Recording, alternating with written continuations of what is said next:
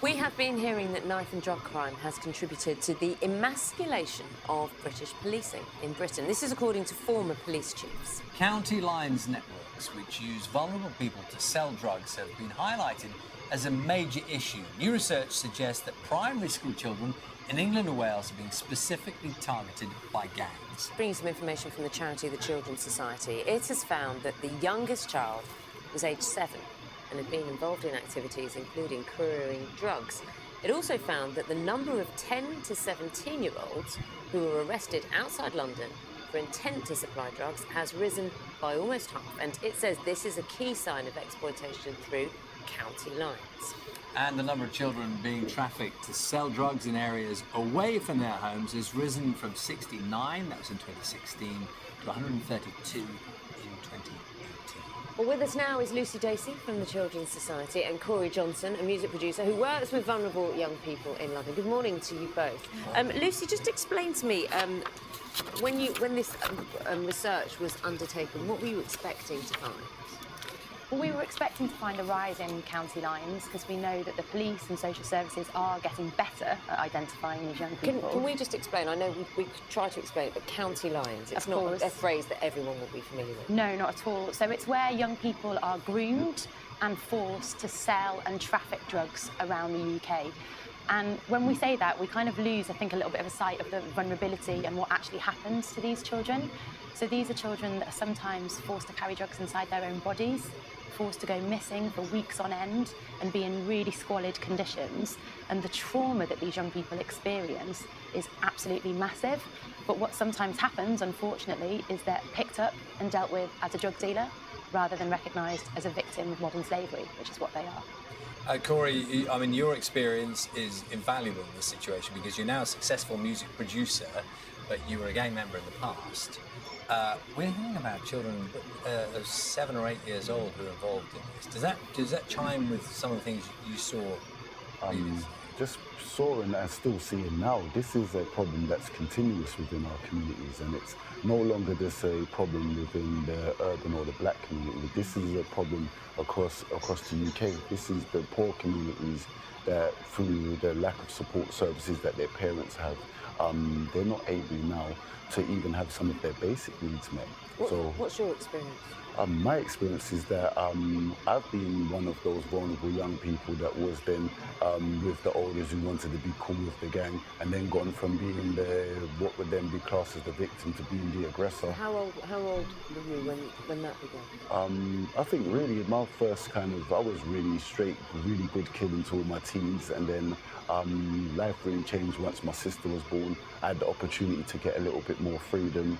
And then from there, say 14, 15, I just went from one scale to the next. Work? So you're 14 years old, you're at school, you're a good kid. Mm-hmm. Then what happens? I think now for most young people, it's a mixture of the peer pressure, which is then social media. I think there's a balance that a lot of them are desensitized by even like the computer games that they play, a lot what they see within movies and films. And then it only takes you to have a little bit of attention to feel like, somebody cares or they can offer you an opportunity. And now it's an opportunity to make money because most young people just want to make money and not money just for these extravagant things that people kind of seem to then idolise. But really, these are young people who want money just for food or just for basics and stuff Corey, that they shouldn't be thinking about.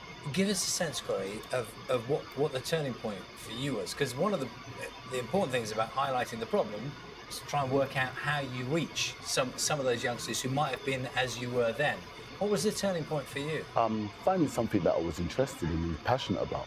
Because young people, you'll get up every day, or anyone, for something that you enjoy doing. Not all young people are into music or media, as people like to suggest, so don't throw them all into music. But at the moment, there's not enough of the services that are already working being replicated and rolled out. So at the moment, it's a balance between there's a call for action and people want to see a solution, but the solutions are already there. The organisations that are doing the grassroots and the real work are already there.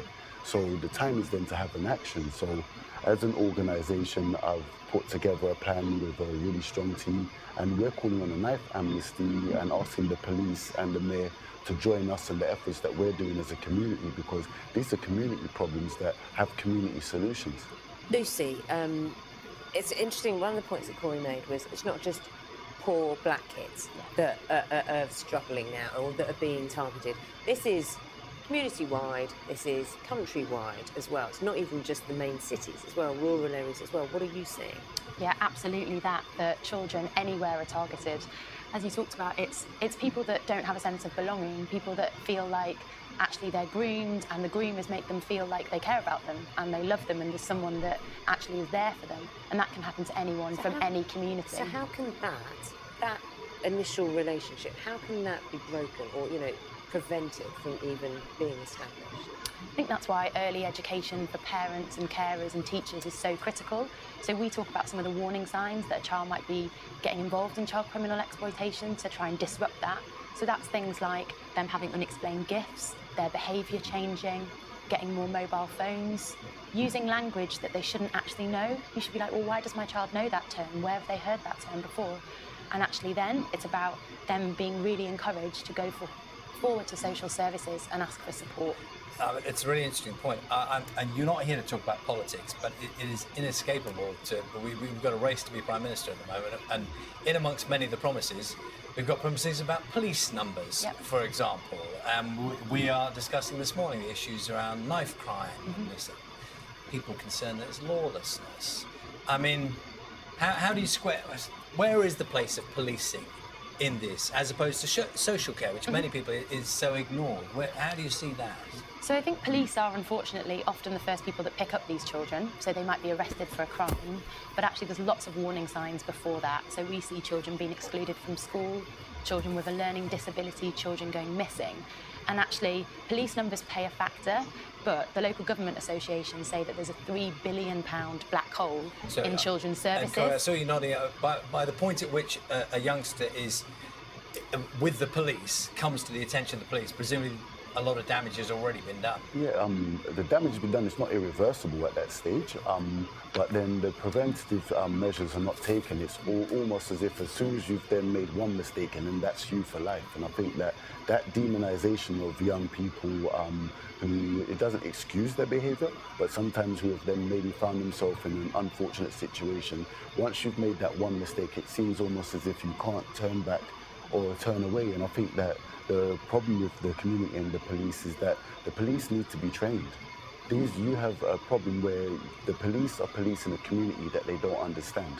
So when you've got police officers coming from Middle England to these urban or rural areas, working with any nationality within different communities, their body languages, their slang, their facial expressions, they don't understand it. So automatically, the police who are then in this situation, they're unaware of how to even work with or deal with these communities because they're not at the primary schools like they used to be.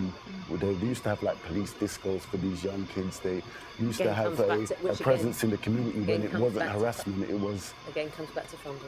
It's a balance of funding, but where's the funding being allocated? There's £3 million to investigate a murder from start to finish, but I couldn't think of an organisation that's had £3 million put towards the great grassroots work that they do. We will undoubtedly do more on the subjects, of course, in the future. Good to see you both here this morning. Thank you. Corey, Lucy, thank you.